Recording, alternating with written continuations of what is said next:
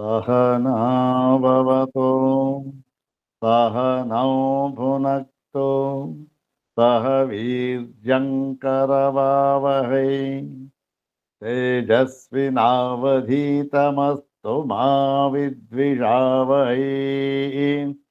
ॐ शान्ति शान्ति शान्तिः। ॐ श्रुतिस्मृतिपुराणानाम् आलयं करुणालयं नमामि भगवत्पादं शङ्करं लोकशङ्करं नमामि भगवत्पादशङ्करं लोकशङ्करम् वन्दे तं सच्चिदानन्दं यतिवर्यं महामतिम् वेदान्तसारज्ञं सद्गुरुं प्रणतोऽस्म्यहम् सदाशिवसमारम्भां शङ्कराचार्यमध्यमाम् अस्मदाचार्यपर्यन्तां वन्दे गुरुपरम्पराम्। अग्रे उपस्थितेभ्यः भवद्भ्यः सर्वेभ्यो जिज्ञासुभ्यः सप्रणामं हार्दं स्वागतं व्याहरामि। श्री श्री सच्चिदानंदेन्द्र सरस्वती स्वामिपादानां कर्तृकत्वेन प्रसिद्धासु अनेकासु कृतिषु विशुद्ध वेदांत परिभाषा नाम्नी इयं देवभाषायाः कृतिः इदानीं विचार्यते। तत्र द्वादशो विषयः विचार्यः विषयः द्वादशो विषयः ब्रह्मात्मानुभव साधनम् इति। अग्रे तावत् श्री श्री स्वामिचरणानां प्रशस्तिश्लोकमेकं पठित्वा तेषां पादारविन्दयोः शिरसा प्रणिपत्य अनुग्रहं च प्राप्य प्रकृतं द्वादशं ग्रन्थभागं ब्रह्मात्मानुभव साधनम् इति यथा स्वामिपादानुग्रहम् इदानीं विचारयामः। तत्र तावत् श्री श्री सच्चिदानंदेन्द्र सरस्वती स्वामिपादानां प्रशस्ति श्लोकमेकं द्विवारं पठामः। ॐ कषायरहितं काषायवासं स्वरूपनिष्ठं परिपूर्णबोधं वन्दे निशं सच्चिदानन्दरूपं सरस्वतीम् इन्द्रसमानतेजम्। ॐ कषायरहितं काषायवासं स्वरूपनिष्ठं परिपूर्णबोधं वन्दे निशं सच्चिदानन्दरूपं सरस्वतीम् इन्द्रसमानतेजम्। ॐ ब्रह्मनिष्ठाय विद्महे संयमीन्द्राय धीमहि तन्नः सच्चिदानन्दः प्रचोदयात्। अथ श्री श्री सच्चिदानंदेन्द्र सरस्वती स्वामिपादैः प्रणीता विशुद्ध वेदांत परिभाषा। तत्र द्वादशो विषयः। ॐ अवाच्यमप्रमेयं च कार्यकारणवर्जितं निष्क्रियं निष्कलं शान्तम् आत्मानमनुसन्दधे।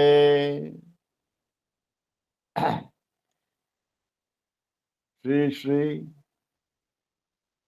ಸಚ್ಚಿದಾನಂದೇಂದ್ರ ಸರಸ್ವತಿ ಮಹಾಸ್ವಾಮಿಗಳವರಿಂದ ಪ್ರಣೀತವಾಗಿರತಕ್ಕಂತಹ ಒಂದು ವಿಶಿಷ್ಟವಾದ ಸಂಸ್ಕೃತ ಕೃತಿ ವಿಶುದ್ಧ ವೇದಾಂತ ಪರಿಭಾಷಾ. ಅದರಲ್ಲಿ 12ನೆಯ ವಿಷಯವನ್ನ ನಾವು ಈಗ ವಿಚಾರ ಮಾಡ್ತಾ ಇದ್ದೇವೆ. ವಿಷಯದ ಹೆಸರು ಬ್ರಹ್ಮಾತ್ಮಾನುಭವ ಸಾಧನಂ. ಬ್ರಹ್ಮಾತ್ಮಾನುಭವ ಸಾಧನಂ. ಇದನ್ನ ಕುರಿತು ಜಿಜ್ಞಾಸೆ ನಡೀತಾ ಇದೆ ಇವಾಗ. ಏನು ಜಿಜ್ಞಾಸೆ? ಬ್ರಹ್ಮಾತ್ಮಾನುಭವ ಸಾಧನಂ ಅಂತಕ್ಕಂಥ ಈ ಒಂದು ಬ್ರಹ್ಮಾತ್ಮೈಕತ್ವ ಅಂತಕ್ಕಂಥದ್ದು ನಮಗೆ ತತ್ವಮಸಿ ಮುಂತಾದ ವಾಕ್ಯಗಳಿಂದ ನಮಗೆ ಆ ವಾಕ್ಯದ ಅರ್ಥ ಆಯಿತು, ಅದರ ಜ್ಞಾನವಾಯಿತು. ಆದ ಮೇಲೆ ಆ ಒಂದು ಯಾವುದು ನಮಗೆ ವಾಕ್ಯಾರ್ಥದಿಂದ ನಮಗೆ ಜ್ಞಾನವಾಯಿತೋ ಅದೆಲ್ಲ ತಿಳಿದು ಬಂತು. ತತ್ವಮಸಿ ಅಂತಕ್ಕಂಥದ್ದು ವಾಕ್ಯಾರ್ಥ ತಿಳಿದು ಬಂತು. ಅದು ನಮ್ಮ ಅನುಭವದಲ್ಲಿ ಕೊನೆಗೊಳ್ಳಬೇಕಾದರೆ ನಾವೇನು ಮಾಡಬೇಕು? ಸಹಜವಾಗಿದೆ ಪ್ರಶ್ನೆ. ಯಾವುದೋ ಒಂದು ವಿಷಯದ ಜ್ಞಾನವಾಯಿತು, ಅದರ ಫಲ ನಮಗೆ ಬರಬೇಕಾದರೆ ನಾವೇನು ಮಾಡಬೇಕು ಅಂತ ಇಂಥ ಕಡೆ ಹೋಗಪ್ಪ, ಇಲ್ಲಿ ಕೆಲಸ ಮಾಡು, ಏನೋ ಹೇಳ್ತಾರೆ. ಹೀಗೆ ಏನಾದರೂ ಒಂದಿರಬೇಕಲ್ಲ, ಇಲ್ಲಿ ಏನು ಅಂತಕ್ಕಂಥದ್ದು ವಿಚಾರ ಮಾಡ್ತಾ ಇದ್ದ. ವಿಚಾರ ಮಾಡುವಾಗ ಇಲ್ಲಿ ವೇದಾಂತ ಸಿದ್ಧಾಂತ ಏನು ಗೊತ್ತೇನು?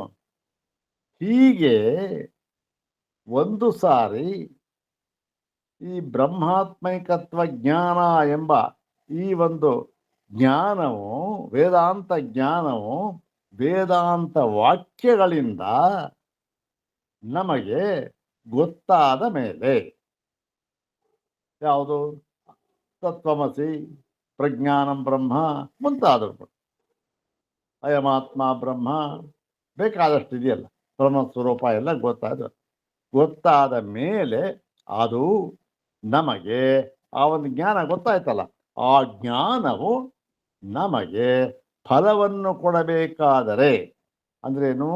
ಆ ಜ್ಞಾನವು ಫಲದಲ್ಲಿ ಪರ್ಯವಸಾನವಾಗಬೇಕಾದರೆ, ಫಲದಲ್ಲಿ ಪರ್ಯವಸಾನವಾಗಬೇಕು. ಇಲ್ಲದೇನು ಪ್ರಯೋಜನ ಏನು ಬಂತ? ಏನೂ ಪ್ರಯೋಜನವಿಲ್ಲ, ಹೌದು ತಾನೆ? ಫಲದಲ್ಲಿ ಪರ್ಯವಸಾನವಾಗಬೇಕಾದ್ರೆ ಏನು ಮಾಡಬೇಕು? ಇದು ಎಲ್ಲ ಲೌಕಿಕ ವಿಷಯಗಳಂತೆ ಪೂರ್ವ ಪಕ್ಷಿ ಕೇಳ್ಬಿಟ್ಟ. ಅದಕ್ಕೆ ಹೇಳಿದ್ರು, ಏನಿಲ್ಲಪ್ಪ, ಏನೂ ಮಾಡಬೇಕಾದ್ದಿಲ್ಲ. ಅರೆ ಹಾಗಂದ್ರೆ ಹೇಗೆ? ಇಲ್ಲ, ಅದೇ ಸರಿಯಾದದ್ದು. ಯಾಕೆ ಅಂತಂದ್ರೆ, ಒಂದು ಸಾರಿ ವಾಕ್ಯಾರ್ಥ ಜ್ಞಾನವಾದ ಮೇಲೆ ಅದು ನಮ್ಮ ಅನುಭವದಲ್ಲಿ ಕೊನೆಗೊಳ್ಳಬೇಕಾದರೆ ಏನು ಮಾಡಬೇಕು ಅಂತಂದ್ರೆ, ಏನೂ ಮಾಡಬೇಕಾದ್ದಿಲ್ಲ. ಮತ್ತೆ ಹೇಗೆ ಸ್ವಾಮಿ? ಕೊನೆಗಾಡಲಿ ನನ್ನ ಮಾನವ ವಾಕ್ಯಾರ್ಥ ಜ್ಞಾನ ಆಯಿತು, ನನಗೆ ಅನುಭವಕ್ಕೇನು ಬಂದಿಲ್ವಲ್ಲ. ನಮಗೂ ಬೇಕಾದಷ್ಟೇ ತತ್ವಮಸಿ ಅಂತಕ್ಕಂಥ ವಾಕ್ಯ ಕೇಳಿದ್ದೇವೆ, ಅರ್ಥ ಆಗಿದೆ, ಎಲ್ಲ ಪದ ವಿಭಾಗ ಎಲ್ಲ ಗೊತ್ತು ನಮಗೆ, ಆದರೂ ಆಗಿಲ್ವಲ್ಲ. ಆಗಿಲ್ಲ ಅನ್ನೋದು ಗುರುತ ಇರೋ ಶೋಕಾಮೋಹ ಇದ್ದೇ ಇದೆಯಲ್ಲ. ಅಂದರೆ ನೋಡಪ್ಪ, ಬ್ರಹ್ಮಾತ್ಮೈಕತ್ವ ಜ್ಞಾನವಾಯಿತು, ಆದರೆ ಅದರ ಫಲವಾದ ಒಂದು ಶೋಕಮೋಹ ನಿರ್ಮೂಲನ, ಶೋಕಮೋಹ ನಿವೃತ್ತಿ ಅಂತಕ್ಕಂಥದ್ದು ಆಗಿಲ್ಲ ಅನ್ನುವುದು ಎರಡೂ ಕೂಡ ವಿರುದ್ಧವಾದ ಮಾತುಗಳು. ಎರಡೂ ಕೂಡ ವಿರುದ್ಧವಾದ ಮಾತುಗಳು. ಅಷ್ಟೆ. ಹೇಗೆ ವಿರುದ್ಧವಾದ ಮಾತುಗಳು ಅಂದರೆ, ಅದಕ್ಕೆ ದೃಷ್ಟಾಂತವನ್ನು ಕೊಟ್ಟಿದ್ದಾರೆ ಹಿಂದೆ. ಏನು? ನೋಡಿ ಸ್ವಾಮಿ, ಇವನು ಹಸಿದು ಬಂದ ಅತಿಥಿ, ಹೊಟ್ಟೆ ಹಸಿವು, ಊಟ ಮಾಡಿಲ್ಲ ಪೂರ್ತಿ 2 ದಿನದಿಂದ. ಬಂದ, ಹೊಟ್ಟೆ ತುಂಬ ಊಟ ಮಾಡ್ದ, ಹೊಟ್ಟೆ ತುಂಬ ಊಟವನ್ನು ಮಾಡಿದ. ಆದರೆ ಅವನಿಗೆ ಈ ಹಸಿವು ಹೋಗಲಿಲ್ಲ, ತೃಪ್ತಿ ಆಗಲಿಲ್ಲ. ಅಂತ ಹೇಳಿಬಿಟ್ರೆ ಎರಡೂ ಕೂಡ ವಿರುದ್ಧವಾದ ಮಾತು. ಹೊಟ್ಟೆ ತುಂಬ ಊಟನೂ ಮಾಡ್ದ, ಅದರ ಫಲವಾದ ತೃಪ್ತಿ ಆಗಲಿಲ್ಲ ಅನ್ನೋದು ಹೇಗೆ ಸಾಧ್ಯ? ಎರಡು ಕೂಡ ಒಂದಕ್ಕೊಂದು ವಿರುದ್ಧ ಅಲ್ವೇ? ಅವಾಗ ಏನು ಅರ್ಥ ಗೊತ್ತೇನು? ಇವನು ಹೊಟ್ಟೆ ತುಂಬಿದರೆ ಆಗುವ ಯಾವ ಫಲವಿದೆಯೋ ಆ ಫಲವಾಗುವುದಕ್ಕೆ ತಕ್ಕಂತೆ ಅವನು ಆಹಾರವನ್ನ ಸೇವಿಸಲಿಲ್ಲ ಅಂತ ಅರ್ಥ. ಹೌದು ತಾನೆ? ಏನೋ ಸ್ವಲ್ಪ ತಿಂದ್ಬಿಟ್ಟ, ಆದ್ರೂ ಹೊಟ್ಟೆ ಸ್ವಲ್ಪ ಪೂರ್ತಿ ಹೊಟ್ಟೆ ತುಂಬುದಿಲ್ಲ. ಅಯ್ಯೋ ಇನ್ನೂ ಹೊಟ್ಟೆ ತುಂಬಿದ ಸ್ವಾಮಿ, ನಾನು ಇನ್ನೂ ಹಸಿವಿದೆ ಅಂತ ಅಂದ್ಬಿಟ್ಟ. ಹಾಗೆ ಇಲ್ಲೂ ಕೂಡ ಏನು ಬ್ರಹ್ಮಾತ್ಮೈಕತ್ವ ಜ್ಞಾನವಾಯಿತು, ನನಗೆ ಅದರ ಫಲವಾದ ಶೋಕಮೋಹ ನಿವೃತ್ತಿ ಇರ್ತಕ್ಕಂಥದ್ದು ಇನ್ನೂ ಆಗಿಲ್ಲ ಅನ್ನೋದು ಸಾಧ್ಯವೇ ಇಲ್ಲ. ಶೋಕಮೋಹ ನಿವೃತ್ತಿ ಆಗಿಲ್ಲ ಅಂತಂದ್ರೆ ನಿನಗೆ ಬ್ರಹ್ಮಾತ್ಮೈಕತ್ವ ಜ್ಞಾನ ಇದೆಯಲ್ಲ ಅದು ಆಗಿಲ್ಲ ಅಂತ ಅರ್ಥ. ಇದನ್ನ ಸ್ಪಷ್ಟವಾಗಿ ಶಂಕರ ಭಗವತ್ಪಾದರು ಈ ತತ್ವ ಸಮನ್ವಯಾತ್ ಅಂತಕ್ಕಂಥ ಸೂತ್ರ, ಆ ಸೂತ್ರದಲ್ಲಿ ಕೊನೆಯಲ್ಲಿ ಬರೆದಿದ್ದಾರೆ. ನೋಡಪ್ಪ, ಎರಡೂ ಕೂಡ ವಿರುದ್ಧವಾದ ಮಾತುಗಳು. ನನಗೆ ಬ್ರಹ್ಮಾತ್ಮೈಕತ್ವ ಜ್ಞಾನವೂ ಆಯಿತು, ಆದರೂ ಕೂಡ ಶೋಕಮೋಹ ಹೋಗಲಿಲ್ಲ ಅಂತಕ್ಕಂಥದ್ದು. ಊಟ ಅನ್ನ ಮಾಡಿದೆ, ಹೊಟ್ಟೆ ತುಂಬ ಊಟ ಮಾಡಿದೆ ಸ್ವಾಮಿ, ಆದರೆ ನನಗೆ ಅದರ ಫಲವಾದ ತೃಪ್ತಿ, ಹಸಿವು, ಹೋಗುವಿಕೆ ಅಂತಕ್ಕಂಥದ್ದು ಆಗಲಿಲ್ಲ ಅಂದರೆ ಹೇಗೆ ವಿರುದ್ಧವೋ ಅದೇ ರೀತಿ ಇದು ಅಷ್ಟೇ. ಆಗಲಿಲ್ಲ ಸರಿನೇ, ಆಗಲಿಲ್ಲ ಅಂತಂದ್ರೆ ಅದಕ್ಕೆ ಕಾರಣ ಏನು ಗೊತ್ತೇ? ನೀನು ಆ ವಾಕ್ಯಾರ್ಥ ಜ್ಞಾನವನ್ನ, ನೀನು ಮಹಾಪಂಡಿತ ಇರಬಹುದು, ಆ ವಾಕ್ಯಾರ್ಥ ಜ್ಞಾನವನ್ನ ಸಂಪ್ರದಾಯಕ್ಕೆ ಅನುಗುಣವಾಗಿ ನೀನು ಅರ್ಥ ಮಾಡಿಕೊಂಡಿಲ್ಲ ಅಷ್ಟೆ. ನಿನಗೆ ಅದು ಸಂಪ್ರದಾಯಾನುಸಾರವಾಗಿ ನಿನಗೆ ಅರ್ಥವಾಗಿಲ್ಲ ಅಷ್ಟೆ. ಹೇಗೋ ಬೇರೆ ಬೇರೆ ಅರ್ಥ ಮಾಡಿ, ನೀನು ವಿದ್ಯಾವಂತ, ಸಂಸ್ಕೃತ ಪಂಡಿತ, ಎಲ್ಲ ಗೊತ್ತಾಯ್ತು ನನಗೆ, ಅದರ ಅರ್ಥ ಗೊತ್ತಾಯ್ತು. ಆದರೆ ಸಂಪ್ರದಾಯಾನುಸಾರ ಅದಕ್ಕೆ ಏನು ಅರ್ಥ ಅಂತಕ್ಕಂಥದ್ದು ನಿನಗೆ ಗೊತ್ತಾಗಿಲ್ಲ. ಆದ್ದರಿಂದ ನನಗೆ ಶೋಕಮೋಹ ನಿವೃತ್ತಿ ಆಗಿಲ್ಲ ಅಂತ. ತಾತ್ಪರ್ಯ ಏನು? ಶೋಕಮೋಹ ಹೋಗಿಲ್ಲ, ನನಗೆ ಬ್ರಹ್ಮಾತ್ಮೈಕತ್ವ ಜ್ಞಾನವಾಯಿತು ಅನ್ನೋದು ಸಾಧ್ಯವೇ ಇಲ್ಲ. ಎರಡೂ ಕೂಡ ವಿರುದ್ಧವಾದ ಮಾತು. ನೋಡಿ ಸ್ವಾಮಿ, ಚೆನ್ನಾಗಿ ಕ್ಯಾಂಡ್ಲು ಲೈಟ್ ಹತ್ತಿಸ್ದೆ, ಆದರೂ ಕೂಡ ಕತ್ಲೆ ಹೋದಿರಲಿಲ್ಲ ಸ್ವಾಮಿ ಅಂತಂದ್ರೆ, ಅಯ್ಯಯ್ಯೋ, ಲೈಟನ್ನು ಹತ್ತಿಸಿದೆ ಅಂತ ಅನ್ನೋದಕ್ಕೂ ಕತ್ತಲೆ ಹೋಗೋದಿಲ್ಲ ಅಂತ ಅನ್ನೋದಕ್ಕೂ ಎರಡೂ ವಿರುದ್ಧವಾದ ಪದಗಳು, ಒಂದರ ಪಕ್ಕದಲ್ಲಿ ಒಂದಿರೋ ಸಾಧ್ಯವೇ ಇಲ್ಲ. ಹಾಗೆ ಇಲ್ಲೂ ಕೂಡ ಅಂತ ಹೇಳಿ ಅದನ್ನು ತೀರ್ಮಾನ ಮಾಡಿದ್ರು. ಅದರ ಮೇಲೆ ಈಗ ಚರ್ಚೆ ನಡೀತಾ ಇದೆ. ಏನ್ ಚರ್ಚೆ? ಬರೀ ಹೀಗೆ ಹೇಳಿಬಿಟ್ಟ ಸಾಲಿಲ್ವಲ್ಲ, ಬೇಕಾದಷ್ಟು ಪೂರ್ವ ಪಕ್ಷಗಳಿದ್ದಾರಲ್ಲ, ಅವರೆಲ್ಲರೂ ಕೂಡ ನಿಂತಿದ್ದಾರೆ, ಕುಳಿತಿದ್ದಾರೆ. ಅವರೆಲ್ಲರಿಗೂ ಸಮಾಧಾನವನ್ನು ಹೇಳಿದ್ದಾಯಿತು. ಹೇಳಾದ ಮೇಲೆ ಈಗ ಒಂದು ಮಾತನ್ನು ಹೇಳ್ತಾ ಇದ್ದಾರೆ ಸ್ವಾಮಿಪಾದರವರು. ಏನು ಅಂತಂದ್ರೆ ಅದು ಇವತ್ತಿನ ಒಂದು ವಿಷಯ. ಸ್ವಲ್ಪ ಹಿಂದೆ ಒಂದೇ ಒಂದು ವಾಕ್ಯ ಮಾತನಾಡೋಣ. ಏನಂತಂದ್ರೆ ನೋಡಿ, ತದೇವಂ ಬ್ರಹ್ಮಾತ್ಮತ್ವಂ ಜೀವಸ್ಯ ಪಾರಮಾರ್ಥಿಕಂ ಸ್ವರೂಪಮೇವ ಸತ್ ವಿಜ್ಞಾಪ್ಯತೆ ತತ್ವಮಸ್ಯಾದಿ ಶ್ರುತಿಭಿಃ ಇತಿ ಸ್ಥಿತೇ ಪ್ರಾಚೀನೈಃ ವೃತ್ತಿಕಾರೈಃ ಸ್ವಸ್ವ ಸಂಪ್ರದಾಯಂ ಅವಲಂಬಮಾನೈಃ ಪ್ರಯತ್ನ ಸಾಧ್ಯಮೇವೈತತ್ ಸರ್ವ ವ್ಯವಹಾರಾತೀತಂ ಬ್ರಹ್ಮಾತ್ಮೈಕ್ಯ ದರ್ಶನಂ ನ ಕೇವಲ ವಾಕ್ಯಶ್ರವಣ ಮಾತ್ರ ಲಭ್ಯಂ ಇತಿ ನಿರ್ಬಂಧ ಆಸ್ಥಿತಃ. ನೋಡಿ, ಇಷ್ಟೆಲ್ಲ ವಿಸ್ತಾರವಾಗಿ, ಇಷ್ಟೆಲ್ಲ ಕಂಠೋಕ್ತವಾಗಿ, ಇಷ್ಟೆಲ್ಲ ಸ್ಪಷ್ಟವಾಗಿ ಶ್ರುತಿಯು ಏನನ್ನು ಹೇಳ್ತಾ ಇದೆ? ಜೀವನ ಒಂದು ಪರಮಾರ್ಥ ಸ್ವರೂಪ ಏನು ಗೊತ್ತೇ? ಬ್ರಹ್ಮ. ಜೀವನ ಪರಮಾರ್ಥ ಸ್ವರೂಪ ಬ್ರಹ್ಮ. ಈಗ ಜೀವತ್ವ ಅಂತ ಏನು ತೋಳ್ತಾ ಇದೆ, ಅದೇನದು? ಅದು ಉಪಾಧಿಯಿಂದ ಉಪಹಿತವಾದ ರೂಪ. ನನ್ನ ಬಂದಿತ್ತಲ್ಲ, ಆ ಶ್ವೇತಾಶ್ವತ್ರದಲ್ಲಿ ಕೊನೆಯ ಮಗಳು ಬಹಳ ಚೆನ್ನಾಗಿದೆ. ಏನು ಉಪಾಧಿಯಿಂದ ಉಪಹಿತನಾದ ಯಾವ ಪರಮಾತ್ಮ ಇದ್ದಾನೋ ಅವನಿಗೆ ಜೀವ ಜೀವ ಅಂತ ಹೆಸರಾಯಿತು ಅಷ್ಟೇ. ಜೀವ ಅಂತಕ್ಕಂಥವನು ಬೇರೆ ಏನೂ ಇಲ್ಲ. ಬೇರೆ ಒಂದು ಸ್ವತಂತ್ರವಾದ ವಸ್ತು ಅಂತಕ್ಕಂಥದ್ದು ಇಲ್ಲವೇ ಇಲ್ಲ. ಇರ್ತಕ್ಕಂಥದ್ದು ಒಂದೇ ವಸ್ತು. ಆದರೆ ಉಪಾಧಿಗಳು ಎಷ್ಟಿದೆ? ಉಪಾಧಿಗಳು ಅಸಂಖ್ಯೇಯ, ಅಪರಿಮಿತ. ಇಷ್ಟು ಅಂತ ಹೇಳೋಕೆ ಸಾಧ್ಯ ಇಲ್ಲ. ಒಬ್ಬೊಬ್ಬರು ಅನ್ನೊಂದು ಹೌದ್ ತಾನೆ. ಹೀಗೆ ಆ ಉಪಾಧಿಯ ಮೂಲಕ ನೋಡಿದಾಗ ನಾನಾತ್ವ ಅಂತಕ್ಕಂಥದ್ದು ಮತ್ತೆ ಪಾರಮಾರ್ಥಿಕವಾಗಿ ಜೀವ ಎನ್ನುವ ಸ್ವತಂತ್ರವಾದ ಒಂದು ತತ್ವವೇ ಇಲ್ಲ ಅಂತ ಹೇಳಿ. ಜೀವ ಎಂಬತಕ್ಕಂತಹ ಸ್ವತಂತ್ರವಾದ ಒಂದು ತತ್ವವೇ ಇಲ್ಲ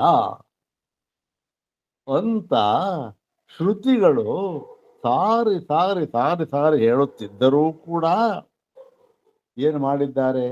ಕೆಲವರು ಪ್ರಾಚೀನ ವೃತ್ತಿಕಾರರು, ಶಂಕರರಿಗಿಂತ ಹಿಂದೆ ಇದ್ದವರು ಏನು ಮಾಡಿದ್ರು? ಈ ಸಂಪ್ರದಾಯ ಬಿಟ್ಟರು.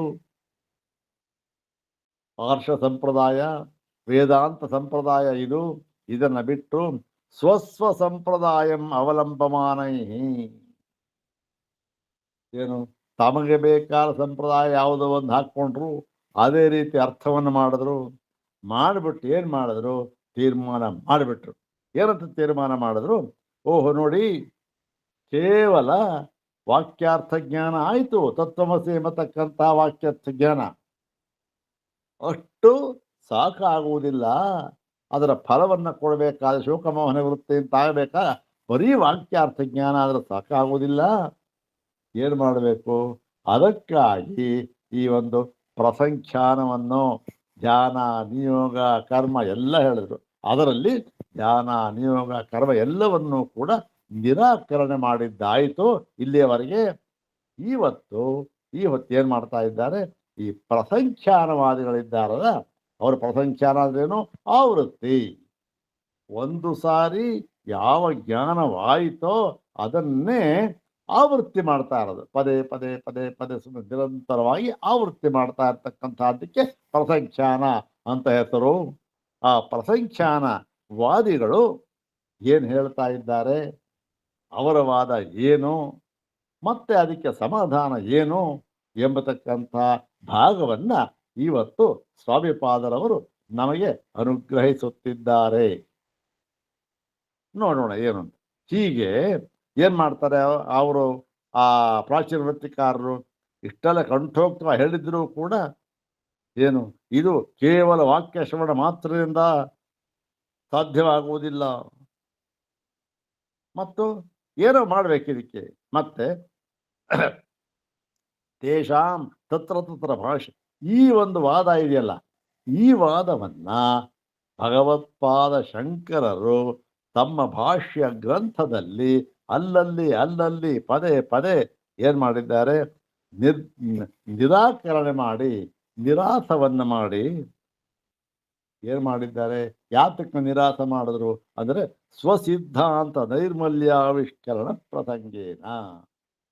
ತಮ್ಮ ಸಿದ್ಧಾಂತವು ಎಷ್ಟು ನಿರ್ದುಷ್ಟವಾಗಿದೆ, ಎಷ್ಟು ನಿರ್ದೋಷವಾಗಿದೆ ಎಂಬತಕ್ಕಂಥದ್ದನ್ನು ಹೇಳುವುದಕ್ಕೋಸ್ಕರ ನೋಡಿ, ನಿಮ್ಮಲ್ಲಿ ಈ ದೋಷ ಇದೆ ಅಂತ ಹೇಳಿ ಇನ್ನೇನು ಅವ್ರ ದೋಷ ತೋರಿಸ್ಬೇಕು ಅಂತ ಭಾವನೆ ಅಲ್ಲ.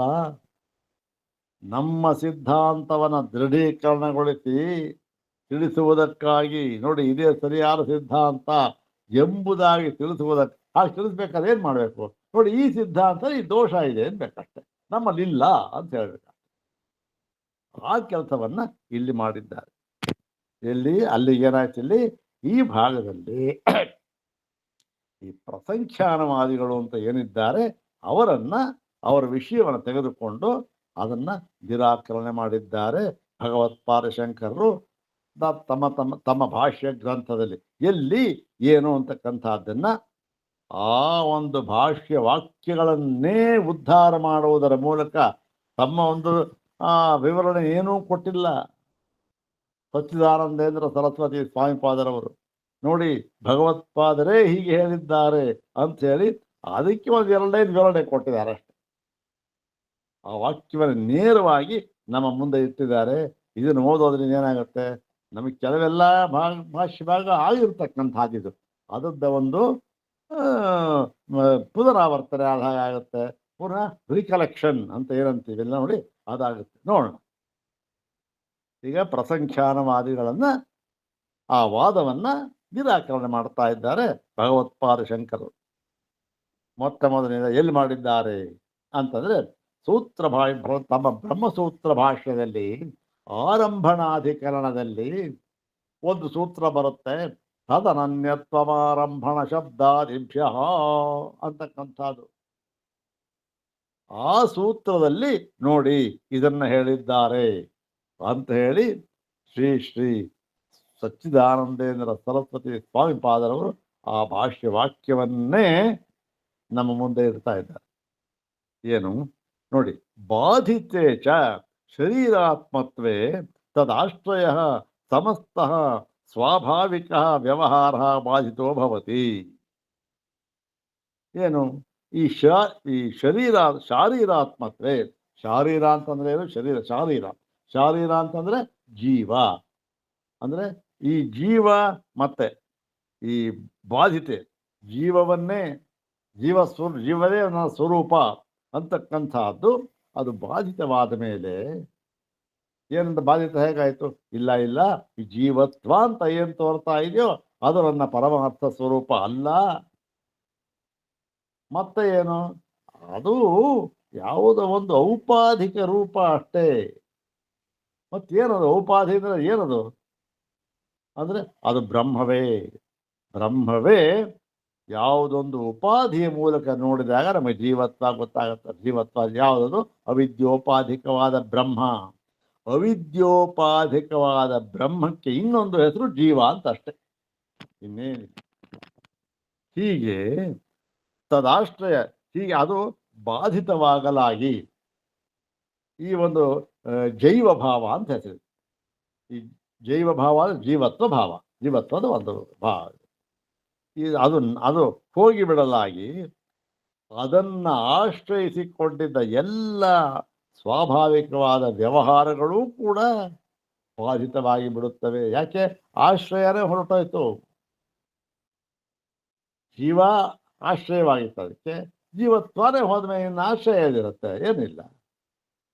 ನೀರು ತುಂಬಿದ್ದ ಮಡಕೆ ಒಳಗೆ ತುಂಬ ಇತ್ತು, ಏನೋ ಆಯ್ತು, ಏನೋ ಬಿತ್ತು, ಏನೋ ಆಯ್ತು, ಒಡೆದೋದ್ಮೇಲೆ ನೀರು ಹುಡುಕಿದ್ರೆ ನೀರಲ್ಲಿದೆ.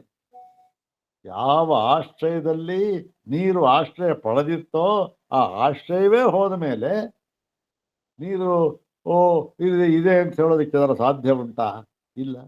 ಇಲ್ಲೂ ಅಷ್ಟೆ, ಅದು ಕೂಡ ಬಾಧಿತವತಿ.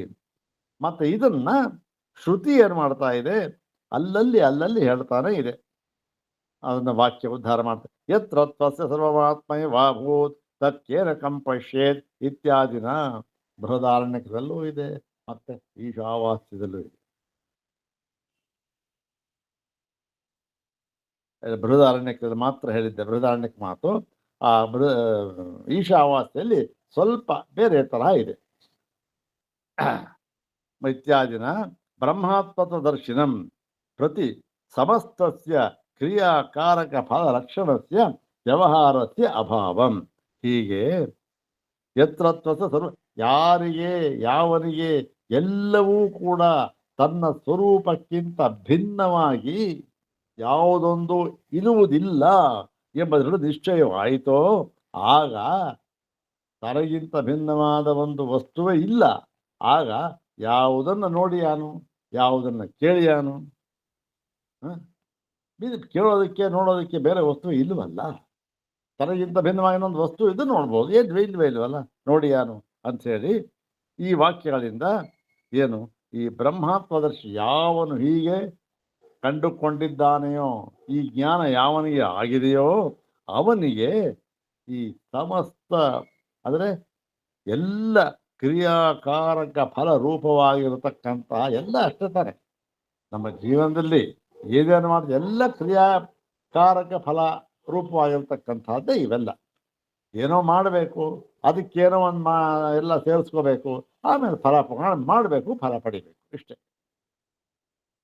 ಕ್ರಿಯಾಕಾರ ಲಕ್ಷಣಸ್ಯ ವ್ಯವಹಾರಸ್ಯ ಅಭಾವಂ, ಈ ಎಲ್ಲ ವ್ಯವಹಾರಗಳ ಅಭಾವವನ್ನು ಕೂಡ ಹೇಳ್ತಾ ಇದೆ. ಯಾರಿಗೆ? ಈ ಒಂದು ಜ್ಞಾನಿಗೆ.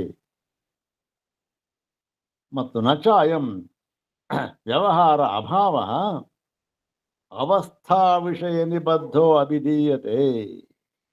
ನೋಡಿ, ಈ ಒಂದು ವ್ಯವಹಾರ ಅಭಾವ ಅಂತ ಇದೆಯಲ್ಲ, ಇದು ಬಹಳ ಮುಖ್ಯವಾದ ಒಂದು ವಾಕ್ಯ ಹೇಳ್ತದೆ. ಈ ವ್ಯವಹಾರ ಅಭಾವ, ಯಾವ ವ್ಯವಹಾರವೂ ಇರುವುದಿಲ್ಲ, ಎಲ್ಲವೂ ಕೂಡ ಬಾಧಿತವಾಗಿ ಬಿಡುತ್ತವೆ. ಯಾಕೆ?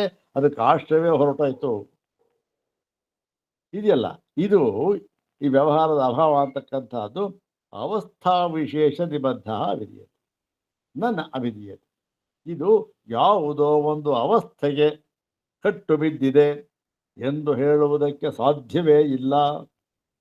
ಏನಿದ್ರ ಅರ್ಥ ಅಂತಂದರೆ, ಆಯಿತು ಸ್ವಾಮಿ, ಈ ತರಹ ಒಂದು ಅನುಭವ, ಯಾವುದು? ಎಲ್ಲ ವ್ಯವಹಾರಗಳು ಕೂಡ ಬಾಧಿತವಾಗುವುದು ಎಂಬತಕ್ಕಂಥ ಅನುಭವ ಇದೆಯಲ್ಲ, ಅದು ಈ ಒಂದು ವ್ಯವಹಾರಾತೀತ ಅನುಭವ ಇದೆಯಲ್ಲ, ಇದು ಯಾವುದೋ ಒಂದು ಅವಸ್ಥೆಗೆ ಮಾತ್ರ ನಿಬದ್ಧವಾಗಿದೆ ಸ್ವಾಮಿ. ಅಂದ್ರೇನು? ಯಾವುದೋ ಒಂದು ಅವಸ್ಥೆಗೆ ಮಾತ್ರ ನಿಬದ್ಧವಾಗಿದೆ ಅಂದರೆ ಪೂರ್ವ ಪಕ್ಷಿ ಅಭಿಪ್ರಾಯ ಇಲ್ಲಿ ಏನು ಗೊತ್ತೇನು? ನೋಡಿ ಸ್ವಾಮಿ, ಇದು ಯಾವಾಗಲೋ ಧ್ಯಾನಾವಸ್ಥೆಯಲ್ಲಿ ಮತ್ತೆ ಸಮಾಧ್ಯವಸ್ಥೆಯಲ್ಲಿ ಆಗ ಆಗಬಹುದಿದು. ನಾವಿಲ್ಲ ಅಂತ ಹೇಳ್ತಾ ಇಲ್ಲ, ನೀವು ಇಷ್ಟೆಲ್ಲ ಹೇಳ್ತಾ ಇದ್ದೀರಿ, ಒಪ್ಪೋಣ. ಯಾವಾಗ ಆಗುತ್ತೆ? ಆಗ ಆಗುತ್ತಷ್ಟೆ. ಆಗ ಆಗಿರುತ್ತೆ. ಆ ಸಮಾಧಿಯಿಂದ ಈಚೆ ಬಂದ, ಧ್ಯಾನ ಮುಗೀತು, ತಿರುಗಿ ಶುರುವಾಯಿತು. ಹೀಗೆ ಕೆಲವರು ಹೇಳ್ತಾರಲ್ಲ, ಇತಿ ಯುಕ್ತಂ ಇತಿ ವಕ್ತುಂ ನ ಯುಕ್ತಂ. ಈ ಹೇಳ್ತಾರಲ್ಲ, ಇದು ಈ ಹೇಳಿಕೆ ಸರಿಯಾದದ್ದಲ್ಲ. ಯಾತಕ್ಕೆ ಸರಿಯಾದಲ್ಲ ಅಂದರೆ, ತತ್ವಮಸಿ ಇತಿ ಬ್ರಹ್ಮಾತ್ಮ ಭಾವಸ್ಯ ಅನವಸ್ಥಾ ವಿಶೇಷ ನಿಬಂಧನತ್ವಾತ್. ವಾಕ್ಯಗಳು ಹೇಗೆ ಹಾಕ್ತಿದ್ದಾರೆ, ಪದಗಳು ಸೇರಿಸಿರ್ತಕ್ಕಂಥದ್ದು ನೋಡಿ. ಈ ತತ್ವಮಸಿ ಅಂತಕ್ಕಂಥ ವಾಕ್ಯ ಇದೆಯಲ್ಲ, ಇದು ಬ್ರಹ್ಮಾತ್ಮ ಭಾವ. ಇದು ಇಂತಹ ಬ್ರಹ್ಮಾತ್ಮ ಭಾವವು ಏನಿದು ಸ್ವಭಾವ ಅನವಸ್ಥಾ ವಿಶೇಷ, ಅದು ನ ಅವಸ್ಥಾ ವಿಶೇಷ ನಿಬಂಧನತ್ವ, ಯಾವ ಅವಸ್ಥೆಗೂ ಕೂಡ ಕಟ್ಟು ಬಿದ್ದಿಲ್ಲ. ಇದು ಅಂದ್ರೇನು? ಇಂಥ ಅವಸ್ಥೆಯಲ್ಲೇ ಆಗುತ್ತೆ. ಕೇವಲ ಯಾರ್ರೀ? ಅವ್ರು ಯಾರಿಗೆ ಗೊತ್ತೇನ್ರಿ? ಅವ್ರು ಯೋಗಿಗಳು. ಅವರು ದಿನ ಸಮಾಧಿ ಸ್ಥಿತಿಗೆ ಹೋಗ್ತಾರೆ ಇಷ್ಟೊತ್ತು, ಆಗ ಅವ್ರಿಗೆ ಅನುಭವ ಆಗತ್ತೆ. ಇಲ್ಲ ಇಲ್ಲ, ಸುಳ್ಳು. ಯೋಗಿಗಿಲ್ಲ, ಅಂಥದ್ದು ಇಲ್ಲ. ಯೋಗಿಗೂ ಆಗುತ್ತೆ, ಭೋಗಿಗೂ ಆಗುತ್ತೆ. ಆದರೆ ಭೋಗಿ ಏನು?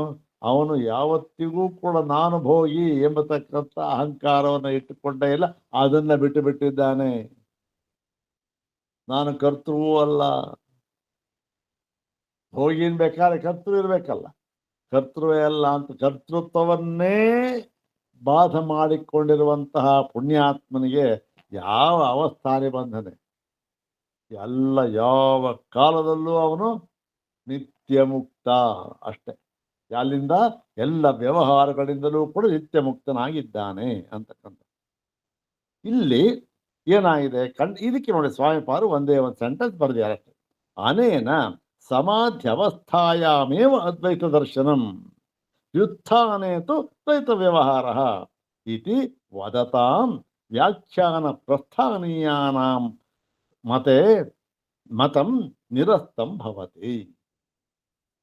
ನೋಡಿ, ಹೀಗೆ ಹೇಳುವುದರಿಂದ ಶಂಕರ ಭಗವತ್ಪಾದರು ಏನು, ಇದು ಯಾವಾಗಲೂ ಅದ್ವೈತ ದರ್ಶನ ಇದೆಯಲ್ಲ, ಏಕಮೇವ ದ್ವಿತೀಯತ್ವ ಅಂತಕ್ಕಂಥದ್ದು, ಇದು ಯಾವಾಗಲೂ ನೋಡ್ರಿ ಸಮಾಧಿ ಅವಸ್ಥೆಯಲ್ಲಿ, ಧ್ಯಾನ ಅವಸ್ಥೆಯಲ್ಲಿ, ಯಾವಾಗಲೂ ಅವಸ್ಥೆ ಕಟ್ಟು ಬಿದ್ದಿದೆ, ಆ ಅವಸ್ಥೆಯಲ್ಲಿ ಆಗುತ್ತೆ. ಮತ್ತೆ ಆ ಅವಸ್ಥೆ ಹೋದ್ಮೇಲೆ ದ್ವೈತ ವ್ಯವಹಾರ, ತಿರ್ಗ ವ್ಯವಹಾರ ಯಥಾ ಪ್ರಕಾರ ಇರುತ್ತೆ ಅಂತ ಹೇಳತಕ್ಕಂತಹ ಈ ಕೆಲವರು ಈ ವ್ಯಾಖ್ಯಾನಕಾರರಿದ್ದಾರಲ್ಲ, ಅವರ ಮತವನ್ನ ಸ್ಪಷ್ಟವಾಗಿ ನಿರಾಕರಣೆ ಮಾಡಿದ್ದಾರೆ ಭಗವತ್ಪಾದ ಶಂಕರರು ಈ ಮೇಲಿನ ವಾಕ್ಯದಿಂದ. ಈ ಮೇಲಿನ ವಾಕ್ಯದಿಂದ ಸ್ಪಷ್ಟವಾಗಿ ನಿರಾಕರಣೆ ಮಾಡಿದ್ದಾರೆ. ನೋಡಿ ಎಲ್ಲಿ ಹೇಳಿದ್ದಾರೆ ನೋಡಿ, ಸ್ವಾಮಿಪಾದರು ಎಲ್ಲವನ್ನೂ ಕೂಡ ಆಧಾರ ಸಹಿತವಾಗಿ, ಅಂದರೆ ಅವರಿಗೆ ಯಾವುದೇ ಭಾಷ್ಯವಾಕ್ಯದ ಒಂದೊಂದು ಪದ ಅಲ್ಲ, ಒಂದೊಂದು ಅಕ್ಷರವೂ ಕೂಡ ಹೃದ್ಗತವಾಗಿಬಿಟ್ಟಿತ್ತು, ಅನುಭವಕ್ಕೆ ಬಂದ್ಬಿಟ್ಟಿತ್ತು. ಯಾವ ವಾಕ್ಯ ತಗೊಳ್ಳಿ ನೋಡಿ, ಇಲ್ಲಿ ಈ ಥರ ವಾಕ್ಯ ಯಾವುದು, ಯಾವ ಉಪನಿಷತ್ ವಾಕ್ಯ ಬೇಕಾ, ಪುರಾಣ ಯಾವುದಾರು ಆಗಿ ಆ ಸಾಮರ್ಥ್ಯ ಇದ್ದದ್ದಕ್ಕೋಸ್ಕರ ಅವರು ಇಂತಹ ಒಂದು ಕೃತಿಯನ್ನ ರಚಿಸುವುದಕ್ಕೆ ಸಾಧ್ಯವಾಯಿತು. ಇಲ್ಲೇ ಇದ್ರೆ ಸಾಮಾನ್ಯವಾದವ್ರಿಗೆ ಆಗೋದಿಲ್ಲ. ಇರಲಿ, ಇದು ಒಂದಾಯಿತು, ಒಂದು. ಇವಾಗ ಇನ್ನೊಂದು, ಅದೇ ಬಹುತೇಕ ಸೂತ್ರ ಭಾಷ್ಯ ವಾಕ್ಯವನ್ನೇ ಉದ್ಧಾರ ಮಾಡಿದ್ದಾರೆ.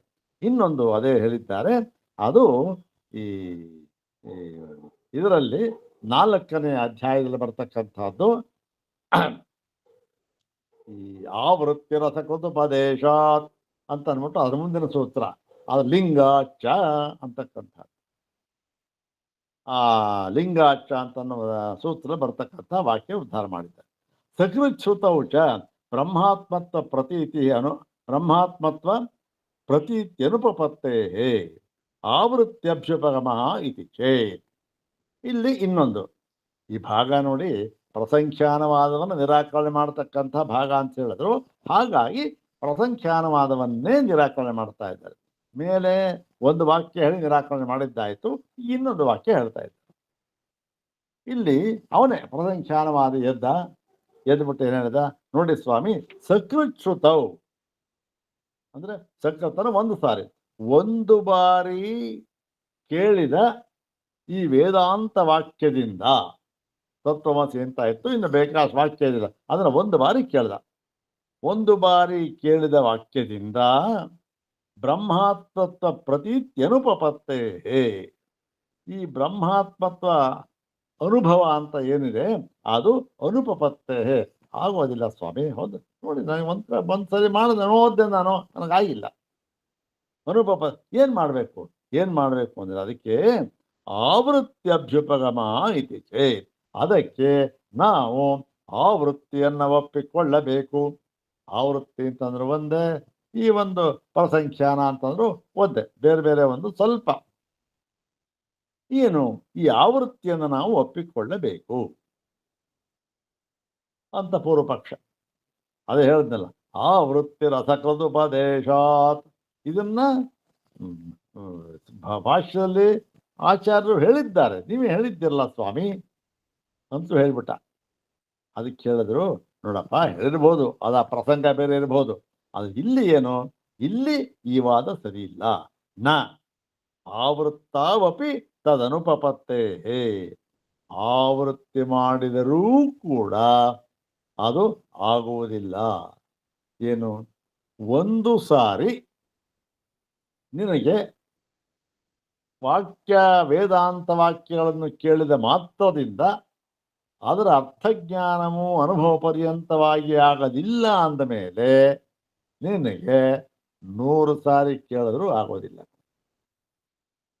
ಒಂದ್ಸಾರಿ ಬೇರೆ ಲೌಕಿಕ ವಿಷಯಗಳಲ್ಲಿ ಇದಾಗಬಹುದು, ಏನ್ರಿ ಗಟ್ಟು ಮಾಡು ಅಂತಾರೆ, ಸುಮ್ಮನೆ ಉರು ಹೊಡಿತಾ ಇರ್ತಾನೆ, ಬರ್ಬೋದು. ಆದ್ರೆ ಇಲ್ಲಿ ಒಂದು ಸಾರಿಗೆ ಆಗೋದಿಲ್ಲ ಅಂದಮೇಲೆ ಇದನ್ನ 1000 ಸರಿ ಹೇಳಿದ್ರು ಆಗಲ್ಲ. ಇದಕ್ಕೆ ಇದು ಒಂಥರ ಈ ಸ್ವಭಾವ ಅಂತಾರಲ್ಲ, ಆ ತರಹ ಬೇರೆಯ ಗುಣಗಳನ್ನ ಒಂದು ಸಾರಿ ಹೇಳ್ತಾನೆ ಒಂದು ಹುಡುಗ, ಕೇಳೋದಿಲ್ಲ. ಅದನ್ನೇ 10 ಸಾರಿ ಹೇಳಿದ್ರೆ ಕೇಳ್ಬೋದು, ಮಾಡ್ತಾನೆ. ಆದರೆ ಅದೇನದು, ಅದು ಯಾವುದು ಅವನಿಗೆ ಮಂದಿ ಆಗಂತುಕ ಅದು ಗುಣ ಇತ್ತು. ಆದರೆ ಕೆಲವು ಸ್ವಭಾವ ಗುಣ ಅಂತ ಇದೆ, ಆ ಗುಣಗಳನ್ನ ಒಂದು ಸಾರಿ ಅಲ್ಲ, 10 ಸಾರಿ ಅಲ್ಲ, 100 ಸಾರಿ ಕೇಳಿದ್ರು ಅರ್ಥ ಆಗೋದಿಲ್ಲ. ಒಂದು ಸಾರಿ ಕೇಳಿದ್ರೆ ಹೋಗ್ಬಿಡ್ಬೇಕು, ಆದ್ರೆ ಇಲ್ಲ ಅಂತ ಅಂದ್ರೆ ಎಷ್ಟು ಸಾರಿ ಕೇಳಿದ್ರು ಹೋಗಲ್ಲ. ಹೀಗೆ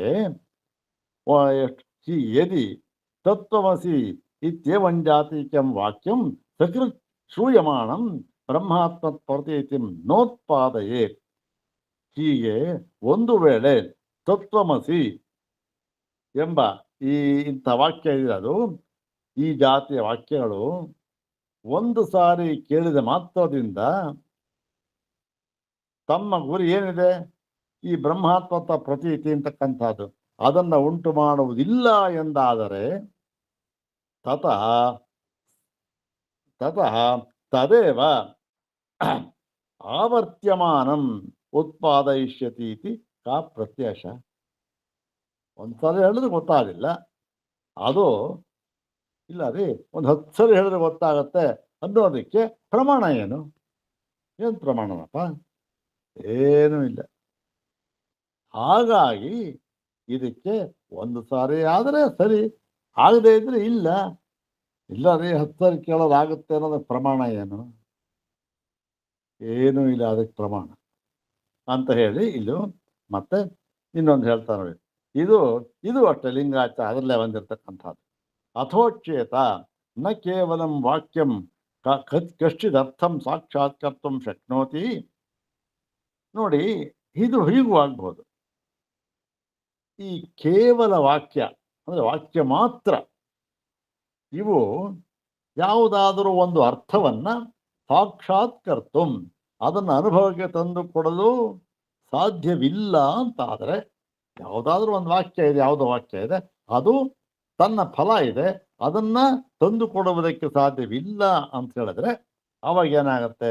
ಅತಃ ಯುಕ್ತ್ಯಪೇಕ್ಷಂ ವಾಕ್ಯಂ ಅನುಭವಿಷ್ಯತಿ ಅಂದ್ರೆ ಯುಕ್ತ್ಯಪೇಕ್ಷಮ ಅಂದ್ರೆ ಅದನ್ನೇ ಯುಕ್ತಿಯಿಂದ, ಅಂದ್ರೇನು, ತರ್ಕದಿಂದ, ವಿಚಾರದಿಂದ ಮತ್ತೆ ಮತ್ತೆ ಮತ್ತೆ ಮತ್ತೆ ವಿಚಾರ ಮಾಡಿದಾಗ ಅನುಭವಕ್ಕೆ ಬರುತ್ತೆ ಅಂತ ನೀವು ಹೇಳುವುದಾದರೆ, ತಥಾಪಿ ಆಗಲೂ ಕೂಡ ಏನಾಗುತ್ತೆ? ಆವೃತ್ತಿ ಅನರ್ಥಕ್ಕೆ ಮೇವ, ಆಗಲೂ ಕೂಡ ಆವೃತ್ತಿ ಎಂಬತಕ್ಕಂಥದ್ದು ಅನರ್ಥಕವೇ. ಸಾಪಿ ಯುಕ್ತಿ ಸಕೃತ್ ಪ್ರವೃತ್ತ ಏವ ಸ್ವಂ ಅರ್ಥಂ ಅನುಭವಯಿಷ್ಯತಿ. ಅಂದ್ರೇನು? ನೀವು ಹೇಳ್ತೀರಲ್ಲ ನೋಡ್ರಿ, ಒಂದ್ಸಾರಿ ಹೇಳಿದ್ವಿ ಅರ್ಥ ಆಗಿಲ್ಲ, ಆದರೆ ಅದನ್ನ ಯುಕ್ತಿಯಿಂದ ವಿಚಾರದಿಂದ ಹೇಳಿದ್ರೆ ಅರ್ಥ ಆಗುತ್ತೆ ಅಂತ. ಅದು ಸರಿಯಲ್ಲಪ್ಪ. ಯಾಕೆ ಅಂದ್ರೆ ಹಾಗೆ ಒಂದು ಬಾರಿ ಯುಕ್ತಿಯಿಂದ ವಿಚಾರ ಮಾಡಿದ್ರೆ ಮುಗೀತು, ಅಲ್ಲೂ ಅಷ್ಟೇ. ಯುಕ್ತಿಯಿಂದ ವಿಚಾರ ಮಾಡಿದ್ರು ಯಾಕೋ ನಿರ್ಧಾರ ಆಗೋದಿಲ್ಲ ಅಂದ್ರೆ ನಿನ್ನ ಯುಕ್ತಿ ವಿಚಾರ ಸರಿ ಇಲ್ಲ ಅಂತ ಅರ್ಥ ಅಷ್ಟೇ, ಇನ್ನೇನಿಲ್ಲ. ಆಗಲೂ ಕೂಡ ಅದು ಅರ್ಥ ಅಂತ ಹೇಳಿ ಅಲ್ಲೇ ಮುಂದೆ ಬಂದಿರತಕ್ಕಂಥದ್ದು. ಈಗ ಸ್ವಾಮಿಪಾದರು ಹೇಳ್ತಾರೆ, ಅತ್ರ ವಾಕ್ಯಜನ್ಯಂ ಜ್ಞಾನಂ ಜಾತ ಮಾತ್ರಂ ನ ಅಜ್ಞಾನಂ ನಿಶೇಷಂ ನಿವರ್ತ್ಯ ಬ್ರಹ್ಮಾತ್ಮತ್ವ ಅನುಭವಂ ಜನಯತಿ.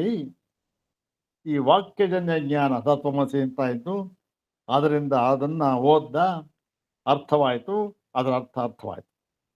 ಇದು ಈ ವಾಕ್ಯವನ್ನ ತಿಳಿದ ಮಾತ್ರದಿಂದಲೇ ಈ ಅಜ್ಞಾನವು, ಯಾವುದೋ ಒಂದು ಅಜ್ಞಾನ ಇರ್ತಲ್ಲ ಆ ಬ್ರಹ್ಮದ ಬಗ್ಗೆ, ಅದು ಪೂರ್ತಿಯಾಗಿ ಪೂರ್ತಿಯಾಗಿ ಆ ಬ್ರಹ್ಮದ ಸ್ವರೂಪದಲ್ಲಿ ಇರತಕ್ಕಂಥ ಅಜ್ಞಾನವನ್ನ ನಾಶ ಮಾಡುವುದಿಲ್ಲ, ಮತ್ತೆ ನಾಶ ಮಾಡಿಬಿಟ್ಟು ಬ್ರಹ್ಮಾತ್ಮಾನುಭವ ನಮ್ಮ ತಂದು ಕೊಡೋದಿಲ್ಲ. ಅಂದರೆ ಅಭ್ಯಸ್ಯಮಾನಂತೂ ತದೇವ ನಿಶೇಷ ಜ್ಞಾನ ನಿವರ್ತನ ಕ್ಷಮ ಭವೇದಿತಿ ವದತ. ಮತ್ತು ಅದನ್ನೇ ಆದ್ದರಿಂದ ಅಭ್ಯಾಸ ಮಾಡಬೇಕು, ಪುನಃ ಪುನಃ ಪುನಃ ಪುನಃ ಹೇಳ್ತಾ ಇರಬೇಕು. ಮಾಡಿದ್ರೆ ಅದೇ ಈ ಒಂದು ಆ ಅಜ್ಞಾನ ಹೋಗುವುದಕ್ಕೆ ಸಮರ್ಥವಾದ ಜ್ಞಾನವನ್ನ ತಂದು ಕೊಡುವುದಕ್ಕೆ ಸಮರ್ಥವಾಗುತ್ತೆ ಅಂತ ಕೆಲವರು ಹೇಳ್ತಾರಲ್ಲ. ಅದೇನಾಗಿದೆ ಅಂದ್ರೆ, ಆ ವಿಚಾರದಲ್ಲಿ ಹೇಳೋದಾದ್ರೆ, ಶಾಸ್ತ್ರಜನ್ಯಂ ಜ್ಞಾನಂ ಯುಕ್ತಿ ಸಹಿತಮೇವ ಅಸಕೃತ ಅಭ್ಯಸ್ತಂ ಬ್ರಹ್ಮಾತ್ಮತ್ವ ಅನುಭವಂ ಜನಯತಿ ಇತಿ ವದತಾಂ ಚ ಪ್ರಸಂಖ್ಯಾನವಾದಿನ ಮೃತಂ ಶಂಕಾವಾದಿ ಮುಖೇನ ನಿರಸ್ತಂ. ಇಲ್ಲಿ ಹೇಳ್ತಾ ಇದ್ದಾರೆ ಸ್ವಾಮಿಪಾದರವರು, ನೋಡಿ, ಈ ತರಹ ಒಂದ್ಸಾರಿ ತಿಳ್ಕೊಂಡ ಆಗ್ಲಿಲ್ಲ, ಪದೇ ಪದೇ ಪದೇ ಅಭ್ಯಾಸ ಮಾಡಬೇಕು. ಇದೇ ಪ್ರಸಂಖ್ಯಾನ. ಈ ಪ್ರಸಂಖ್ಯಾನ ಮಾಡಿದ್ರೆ ಆಗತ್ತೆ. ಪ್ರಸಂಖ್ಯಾನ ಅತ್ಯಗತ್ಯ ಅಂತ ಹೇಳ್ತಾರಲ್ಲ, ಅವರಿಗೆ ಅವರ ಒಂದು ವಾದಿಗಳನ್ನ ಇದು ಈ ನೈಷ್ಕರ್ಮ್ಯ ಸಿದ್ಧಿಯಲ್ಲಿ ಸ್ಪಷ್ಟವಾಗಿ ನಿರಾಕರಣೆ ಮಾಡಿದ್ದಾರೆ. ಏನ್ ಮಾಡಿದ್ದಾರೆ? ಅಲ್ಲಿ ಶಂಕಾವಾದಿ ಅಂದ್ರೆ ಶಂಕೆಯನ್ನ ಉತ್ಥಾಪಿಸಿ, ಶಂಕೆಯನ್ನ ಹಾಕಿಕೊಂಡು, ಈ ತರ ಇದೆ ಶಂಕೆ, ಹೌದು ಪ್ರಸಂಖ್ಯಾನ ಬೇಕು, ಹಾಗೆ ಬೇಕಲ್ಲ, ಒಂದ್ಸರಿ ಆದ್ರೆ ಅರ್ಥ ಆಗಿಲ್ವಲ್ಲ ಅನ್ನುವ ಒಂದು ಶಂಕೆ ಇಟ್ಕೊಂಡು ಅದಕ್ಕೆ ಉತ್ತರವನ್ನು ಕೊಡುವ ಮೂಲಕ ಈ ಪ್ರಸಂಖ್ಯಾನವಾದವನ್ನ ನಿರಾಕರಣೆ ಮಾಡಿದ್ದಾರೆ. ಎಲ್ಲಿ? ನೈಷ್ಕರ್ಮ್ಯ ಸಿದ್ಧಿಯಲ್ಲಿ. ಎಲ್ಲಿ? ಪ್ರಥಮಾಧ್ಯಾಯ 1ನೇ ಅಧ್ಯಾಯದಲ್ಲಿ ಮತ್ತು 2 ಕಡೆ ಮಾಡಿದ್ದಾರೆ. ಅದನ್ನ ಮೊಟ್ಟ ಮೊದಲನೆಯದು 1ನೇ ಅಧ್ಯಾಯದಲ್ಲಿ, ಇನ್ನೊಂದು 3ನೇ ಅಧ್ಯಾಯದಲ್ಲಿ ಮಾಡಿದ್ದಾರೆ. ಅದನ್ನು ನಿರಸನ ಮಾಡಿದ್ದಾರೆ. ಅದಾಯ್ತು. ಈಗ ಹೇಳ್ತಾರೆ ಉಪದೇಶ ಸಾಹಸ್ರ್ಯಾಂ ನೈಷ್ಕರ್ಮ್ಯ ಉಪದೇಶ ಸಾಹಸ್ರ್ಯಾಂ ನೈಷ್ಕರ್ಮ್ಯ ಸಿದ್ಧಿ ಅಪ್ರಮಾಣತ್ವೇನ ಆಶ್ರಿತಾಯಾಂ ಸವಿಸ್ತರಂ ಅನೂದ್ಯ ನಿರಸ್ತಃ ಅಯಂ ಪ್ರಸಂಖ್ಯಾನವಾದ. ಇಲ್ಲಿ ಈ ಒಂದು ಉಪದೇಶ ಸಾಹಸ್ರಿಯಲ್ಲಿ ನೈಷ್ಕರ್ಮ್ಯ ಸಿದ್ಧಿ ಇದೆಯಲ್ಲ, ಅಲ್ಲಿ ಈ ಒಂದು ಪ್ರಮಾಣ, ಅದು ಪ್ರಮಾಣವನ್ನ ಹೇಳದೆ ಅಲ್ಲಿ ಸಿದ್ಧ ಮಾಡಿದ್ರು, ಅದನ್ನೇ ಸವಿಸ್ತರಾಂ ಅಂದ್ರೆ ವಿಸ್ತಾರವಾಗಿ ಅನೂದ್ಯ, ಅಲ್ಲಿ ಹೇಳಿದ್ದನ್ನೇ ಅಲ್ಲಿ ನೈಷ್ಕರ್ಮ್ಯ ಸಿದ್ಧಿಯಲ್ಲಿ ಹೇಳಿದ ಅನುವಾದ ಮಾಡಿಕೊಂಡು ಇಲ್ಲಿ ಈ ಪ್ರಸಂಖ್ಯಾನವಾದವನ್ನ ಉಪದೇಶ ಸಾಹಸ್ರಿಯಲ್ಲಿ ನಿರಾಕರಣೆ ಮಾಡಿದ್ದಾರೆ. ಎಲ್ಲಿ ಮಾಡಿದ್ದಾರೆ? ಉಪದೇಶ ಸಾಹಸ್ರಿಯಲ್ಲಿ ಅಂದ್ರೆ ಕೆಲವು ಶ್ಲೋಕಗಳನ್ನ ಇಲ್ಲಿ ಉದ್ಧಾರ ಮಾಡಿದ್ದಾರೆ. ಆ ಶ್ಲೋಕವನ್ನು ಹೇಳಬೇಕು, ಮುಗಿಸ್ಬೋಣ ಅಂತ ಮಾಡಿದ್ದೆ. ಯಾಕೆ ಶ್ಲೋಕಕ್ಕೆ ಸ್ವಲ್ಪ ವಿವರಣೆ ಬೇಕಾಗ್ತಿದೆ. ಅಷ್ಟೊಂದು ಸ್ವಲ್ಪ ಇಲ್ಲಿ ನಮಗೆ ಅಷ್ಟೊಂದು ಫೆಮಿಲಿಯರ್ ಆದ ಪದಗಳು ಕೆಲವಿಲ್ಲ. ಆ ಫೆಮಿಲಿಯರ್ ಇಲ್ಲದೆ ಇರತಕ್ಕಂಥ ಪದಕ್ಕೆ ವಿವರಣೆ ಕೊಡಬೇಕಾದ್ದು ಕೊಡೋದ್ರಿಂದ ಸ್ವಲ್ಪ ಆಗುತ್ತೆ. ಮುಂದಿನ ಭಾಗದಲ್ಲಿ ಇದನ್ನ ನೋಡೋಣ. ಬಹುಶಃ ಮುಂದಿನ ಭಾಗದಲ್ಲಿ ಈ ಒಂದು ಬ್ರಹ್ಮಾತ್ಮಾನುಭವ ಸಾಧನ ಅಂತಕ್ಕಂಥದ್ದು ಅದು ಮುಗಿಯುತ್ತೆ ಅಂತ ಕಾಣುತ್ತೆ. ನೋಡೋಣ ಈ ಒಂದು ಉಪದೇಶ ಶಾಸ್ತ್ರಿಯಲ್ಲಿ ಹೇಗೆ ಪ್ರಸಂಖ್ಯಾನವಾದವನ್ನು ನಿರಾಕರಣೆ ಮಾಡಿದ್ದಾರೆ ಎನ್ನುವುದನ್ನ ಮುಂದಿನ